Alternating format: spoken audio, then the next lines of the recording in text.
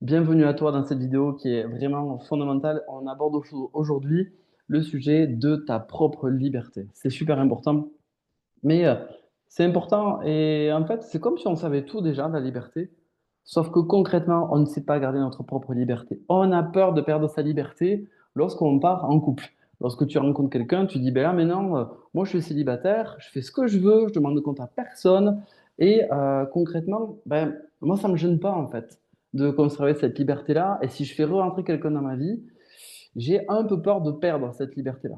Donc aujourd'hui, le message il va être simple, reste bien jusqu'à la fin de cette vidéo. La liberté que toi, tu as dans ton couple, là, elle est totale et complète.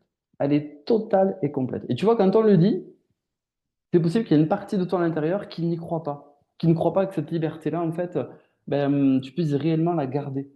Et ça va véritablement te gêner par la suite parce que te mettre en couple, il y a une partie de toi qui te dit, ouah, je sais pas trop, parce que je vais devoir rendre compte de comment j'éteins le linge, je vais devoir rendre compte de pourquoi je fais à manger comme ça ou comme ci, ou pourquoi je demande des explications pour ça, parce que moi ça me rassure et que je sais pas si je vais pouvoir ne pas demander des explications de cette manière-là, ou pour ce sujet-là en particulier.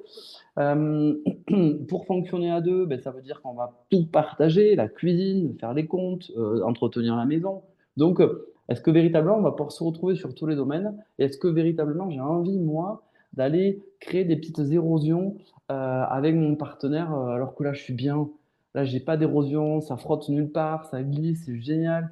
Je suis libre, certes. J'aimerais rencontrer quelqu'un, qu'on s'éclate, qu'on prenne plaisir, qu'on se soutienne, et puis qu'on s'aime véritablement. Mais c'est pas du tout comme ça que ça se passe dans notre esprit, parce que ton cerveau, il est là pour te dire, méfie-toi, tu as mis du temps à acquérir cette liberté-là, et si tu vas avec quelqu'un, est-ce que tu es certaine de la garder? Véritablement, c'est pas sûr.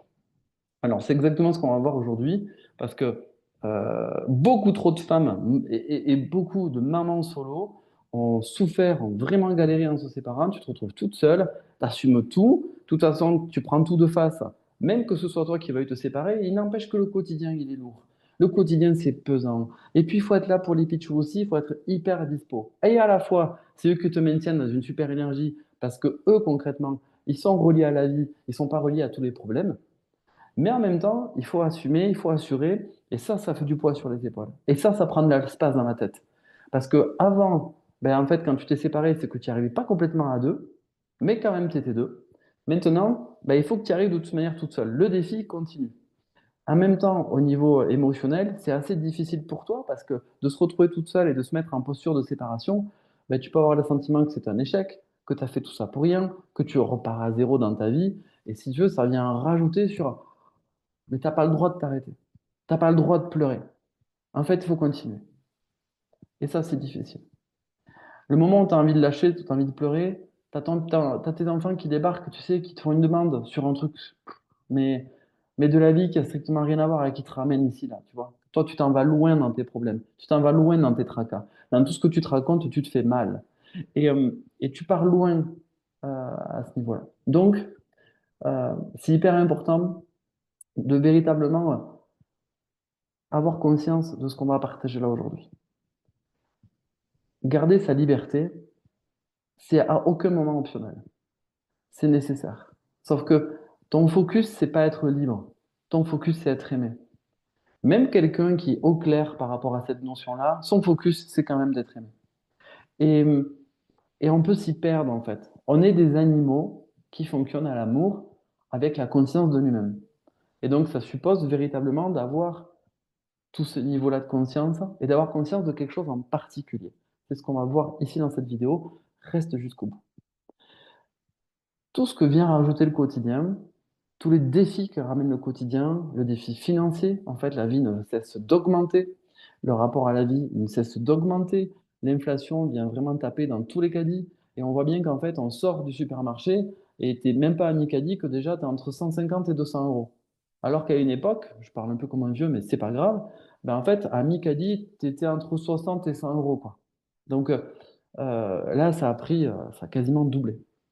Euh, Ça, plus tout l'administratif qui s'est alourdi, plus en fait tout ce qui vient infecter le marché du travail, où ben, on sort du Covid, on réalise que nos salaires ils sont plus trop en corrélation avec le travail qui est réellement effectué. Et on voit bien que les charges qui viennent écraser notre salaire, ben on se demande si on ne pourrait pas récupérer ça pour augmenter du salaire. On voit bien qu'il y a quelque chose qui ne se passe pas dans notre société qui fait qu'on pourrait être plus euh, libre, et ce serait plus respirable, mais ça ne se passe pas. Et toi, tu vas tous les jours dans cette société qui est de moins en moins respirable, et tu rentres chez toi avec ce manque d'oxygène. Mais c'est pas fini. Avec ce manque d'oxygène, avec tout ce qui s'est passé, et les défis que tu as au travail aussi, parce que tu fais un travail où tu es au service des autres, où tu donnes beaucoup de toi. Tu laisses ta vie de côté, ta vie perso de côté. Donc les problèmes, ils restent dans la voiture. Et toi, tu vas sur le poste du travail et tu donnes le change. Tu souris, tu es véritablement là pour les autres. Tu fais véritablement l'effort. Les moments que tu as pour toi, ils t'aident juste à revenir, que ce soit juste supportable. Ça, c'est difficile. Parce que le point zéro où tu es à l'équilibre, euh, t'aimerais presque à cet endroit-là qu'on vienne un tout petit peu t'aider. Presque qu'on te prenne juste dans les bras, tu sais, juste pour lâcher, t'amener ce petit zeste d'affection qui permettrait juste un peu de confort. Sauf que là, tu es toute seule. Et tu peux pas t'offrir réellement ça, par des amis, par tes enfants, mais tu vois bien que c'est pas pareil. C'est pas ça que tu veux réellement. Tu veux que quelqu'un soit aussi là pour toi. Tu vas avoir le sentiment de compter pour quelqu'un, mais aussi de te sentir libre, que ce soit une relation mature, pas repartir dans une dépendance affective, pas repartir dans une galère. Et donc, ce rapport au quotidien, il est difficile. Alors, on te dit bien, prends soin de toi. Oui, oui, prends soin de toi, bien sûr. Mais prendre soin de soi sans avoir conscience de ce qu'on va partager là, en fait, ça change rien. Si tu as envie de pleurer, tu vas la traîner à la salle de muscu. Si tu as envie de pleurer, tu vas la traîner avec tes amis. Si tu as envie, ce poids du quotidien, tu vas aller respirer un tout petit peu en allant peut-être fumer une cigarette sur une terrasse, deux cafés avec une amie, refaire le monde. Mais il va quand même manquer ce truc-là, particulier. Le rapport avec ta famille, il n'est pas non plus exceptionnel. Par rapport à tes parents et par rapport à ta maman, il y a une posture qui peut être particulière, où tu n'es pas forcément toi-même, tu peux te sentir jugé, tu te sens pas forcément soutenu par rapport à ce que tu vis réellement. Ta maman, elle continue de te driver comme à l'époque, comme une petite fille, ou ton papa, peut-être c'est pareil, ou voire même, tu n'as plus de rapport avec tes parents.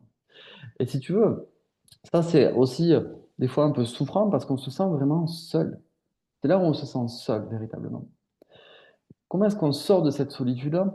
On l'a déjà vu dans une précédente vidéo, c'est de retrouver la force de recréer du lien avec tous les gens qui sont autour de toi et de donner véritablement les attitudes qui te font du bien. Donne-les autour de toi. Ça, ça ne demande pas d'effort. Ça demande simplement de sortir de ta posture où tu n'as rien. Dans ta posture où tu n'as rien, tu es fermé, tu te sens que tu n'as pas de chance, tu sens que c'est difficile, donc ça te ferme. Et tu remarqueras que ça te laisse dans la posture que tu avais quand tu étais enfant. Tu as sûrement eu des moments difficiles dans ton enfance, tu as sûrement eu des moments où c'était compliqué, et ben, tu retrouves cette posture-là un peu difficile et compliquée. Et tu as exactement les mêmes émotions que l'époque, tu ressens exactement les mêmes choses inconfortables en toi, et voire même la sensation dans ton corps, c'est la même. Tu es reparti dans l'enfance. Et là, c'est assez difficile de pouvoir initier réellement des relations, du lien avec les autres autour de toi, parce que tu t'es refermé. Alors oui, tu vois, là, tu fais l'effort de prendre soin de toi, si tu le fais, mais si tu le fais, c'est super. Tu vois bien que ça te coûte. Il y a des jours, tu rentres à la maison, tu n'as pas envie de repartir. Et là, tu te fais violence et tu y vas. Il y a des jours, même il y a des semaines où les enfants, en fait, ils ont pris beaucoup d'énergie parce que tu donnes beaucoup au travail, mais tu rentres à la maison, ça continue. Tout s'éteint quand les enfants sont dans leur lit. Et tu te dis, mais en fait, je ne veux pas ressentir ça pour mes pitchous. Je ne veux pas ressentir qu'ils sont un poids, une charge. Et pourtant, j'ai pas eu ce moment-là, moi, pour respirer. Ça peut arriver. Et c'est normal si ça arrive. Donc, à 21 h, ça y est, il y a le silence dans la maison. T'as un moment enfin pour toi. Là, tu as le choix où tu prends vraiment un moment pour toi, où tu te laisses aspirer par le téléphone et les réseaux qui vont t'aspirer, qui vont t'éviter de réfléchir trop à ce qui se passe pour toi. Donc, quoi faire? Comment est-ce qu'on retrouve cette intensité en soi? Parce que tu te rends compte aussi que si tu avais quelqu'un avec toi, ben, ce serait juste génial. Si tu avais quelqu'un avec toi, ce serait assez exceptionnel. Tu rentrerais chez toi, ben, il y aurait déjà de la vie dans la maison. La maison ne t'attendrait pas, parce que là, tu n'as plus envie, mais il faut encore continuer. Non, non, non. En fait, il y a quelqu'un chez toi à la maison, et il fait face. Il est avec toi, et il t'attend. il a préparé des trucs, il s'amuse avec les enfants, euh, il y a de la vie. Et tu peux rentrer, et même, tu peux en plus te rajouter, ben, prends-toi 1/2 heure pour toi, je finis de gérer les pitchous et on continue. Prends-toi du temps aussi. Et là, ça devient hyper possible parce que tout ce que tu as donné au travail, tu rentres chez toi, et là, véritablement, il y a de l'espace pour toi. Qu'est-ce qu'il a de plus, cet espace? C'est que, comme tu es aimé au moment où tu prends du temps pour toi, à l'intérieur de toi, tu es comblé avec cette plénitude d'être aimé, et tu prends du temps pour toi, pas pour te maintenir en vie, mais juste pour prendre soin de tes besoins. Quand tu es coincé dans la spirale où, mais il y a beaucoup de personnes, hein, qui sont coincées dans cette spirale, et je crois qu'on le traverse tous, en fait. Moi, je te raconte ça, mais c'est pas quelque chose que j'ai lu dans les livres. Je l'ai traversé 1000 fois, 1000 fois. Et je la connais par cœur, cette posture d'enfant, où j'ai souffert, où j'ai cette sensation terrible de ne pas être aimé, où je me remets dans la posture de mes propres traumas d'enfant, en fait. Sauf que mes parents ne sont plus là. Sauf qu'il n'y a personne qui va me sauver. Personne n'est au courant de ce qui m'a traversé quand j'étais enfant. Donc on me voit comme ça, souffrant ou fermé ou pas de bruit, parce que quand tu es en posture de blessure, ben en fait tu fais pas de bruit, tu demandes pas d'aide. En fait. Même tu te débrouilles toute seule. Tu as besoin de personne. Tu vas te prouver encore que tu peux continuer le challenge. Mais ça te ferme vraiment. Au moment où tu réponds réellement à tes besoins, tu arrêtes de répondre à tes manques.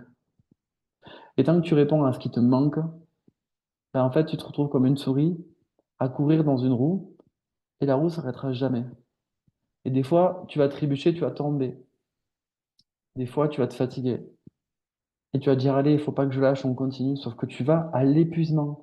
Ça va lâcher en toi. Ce qui importe vraiment, c'est de répondre à ce dont tu as besoin et pas ce dont tu manques. Et c'est là où véritablement, il y a une sorte de rééducation à faire par rapport à ton système. De te dire, c'est quoi répondre à ses besoins? C'est quoi pour toi répondre à tes besoins? Tu as les besoins, attention, pour moi, je parle des besoins affectifs. Répondre à un besoin affectif, c'est on te prend dans les bras, on te permet de parler de tes émotions. euh, et ça peut te faire du bien, mais ça, c'est éphémère. Tu comprends que là, tu as besoin de quelqu'un. Moi, c'est répondre à tes besoins affectifs, mais toi toute seule. Et c'est là où c'est hyper intéressant, c'est de se dire, quand on sort de notre maison familiale, même qu'on en sorte avec un traumatisme à la clé, en fait, peu importe, mais on a été habitué à répondre à nos besoins de la mauvaise manière. En fait, on a été habitué à entretenir une sorte de roue de souris où on souffre tout le temps. Et pour sortir de ça, ben, on a besoin de quelqu'un. On a réellement besoin de quelqu'un. Parce que toi, tu es entraîné pour tourner dans cette roue. Et comment te rendre compte déjà que tu es dans la roue? C'est que tes résultats sont toujours les mêmes, tes émotions, c'est toujours les mêmes. Et les contextes où tu souffres, ils sont tout le temps là. Comment sortir de cette roue? C'est véritablement choisir quelqu'un qui te dit là maintenant, t'as remis un pied dedans, tu sors. Et là, on va réinformer, te rééduquer sur le plan affectif pour que tu arrives à fonctionner différemment.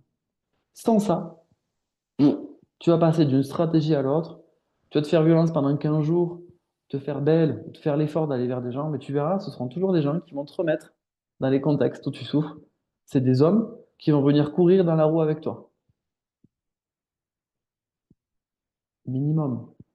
Parce que la plupart du temps, ben, ça en rajoute de la souffrance. À l'endroit où toi tu vas être aimé, en fait, il y a de la souffrance qui arrive, mais tout ça, c'est très inconscient. Donc, le véritable shift de cette vidéo, c'est ça le message. Assieds-toi 2 secondes, pose-toi, fais un stop, éteins ton téléphone. Prends-toi 5 minutes. 5 minutes, t'as pas besoin de plus. Et dis-toi là de quoi tu as besoin. Habitue-toi à te poser cette question. De quoi tu as besoin? Là, toi. Que si tu voyais une super amie, qu'est-ce que tu lui conseillerais en te voyant là comme t'es? De quoi tu as besoin? Habitue-toi à répondre à cette question. Pose-toi. Je fais une autre vidéo sur les besoins affectifs, mais cette vidéo, tu vas pouvoir pleinement la savourer si tu as déjà créé le chemin de répondre à tes besoins. Réponds à tes besoins, pas à ce qu'il faut faire et pas ce dont tu manques.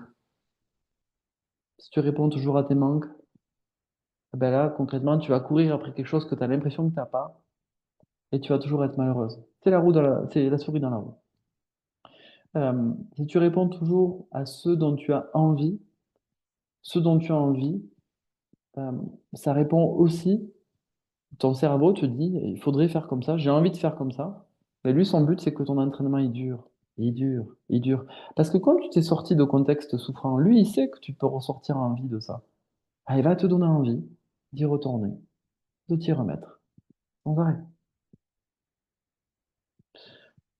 Il y a deux messages en réalité dans cette vidéo, tu as compris. Le tout premier, c'est de ne plus répondre à ce dont tu manques, mais réellement ce dont tu as besoin. Et maintenant, commence à te poser la question, quels sont les besoins? Dans mon groupe Facebook, je mettrai le lien quelque part autour de la vidéo, mais si tu ne le trouves pas autour de la vidéo, viens sur mon profil Facebook, clique sur ma bio, il y a le lien du groupe. J'aborde ces besoins émotionnels. Dans l'accompagnement Lovison, je te permets d'être complètement autonome dans ces besoins émotionnels. C'est-à-dire que tout ce qui se joue là, qu'on a énuméré dans la vidéo, tu as la possibilité de ne plus jamais le vivre. C'est une vraie décision en toi et tu comprends que pour moi, c'est un peu infantilisant de te dire, ben voilà, c'est comme ça que tu dois répondre à tes besoins. Je m'adresse du coup encore à la petite fille en toi. Toi-même, là, maintenant, te dire, ça y est, stop, de quoi j'ai besoin là? Et note tout ce qui te vient. Mais vas-y, note, lâche-toi. Si tu as 20 besoins qui tombent, note-les. Et dans ces besoins-là, il y a des lignes qui vont correspondre à des contextes de choses que tu as manqué enfant, des choses que tu manques aujourd'hui. Regarde comment tu peux répondre à ça. Regarde surtout que ce soit pas la carotte à laquelle tu cours, après laquelle tu cours depuis toujours, en fait. Parce que là, ça détermine plus le manque de la roue que le manque affectif. Le manque affectif, c'est quelque chose de très très profond et j'aborde vraiment ça dans une deuxième vidéo. Ne reste pas toute seule après cette vidéo, je t'encourage vraiment à le partager. C'est pour ça que j'ai créé ce groupe Facebook. Tu peux le partager lors d'une publication, tu peux venir me le partager sur Messenger et ose véritablement prendre la photo de ce qui t'est venu. Et après que tu aies pu réaliser ce que c'était réellement les besoins affectifs, tu vas pouvoir exactement classer tes besoins pour répondre à tes besoins affectifs.